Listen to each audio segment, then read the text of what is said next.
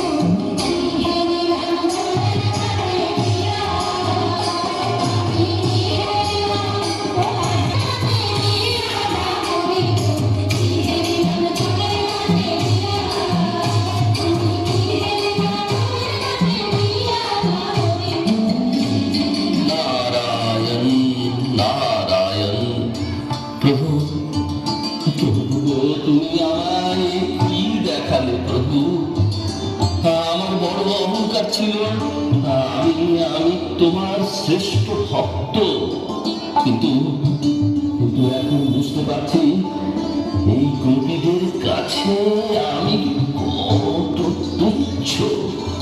প্রভু গো, আমি বেবশী পথ চাই না, আমাকে তুমি গোপী পদরেণু করে এই বৃন্দাবনে জন্ম দাও, এই বৃন্দাবনে জন্ম দাও।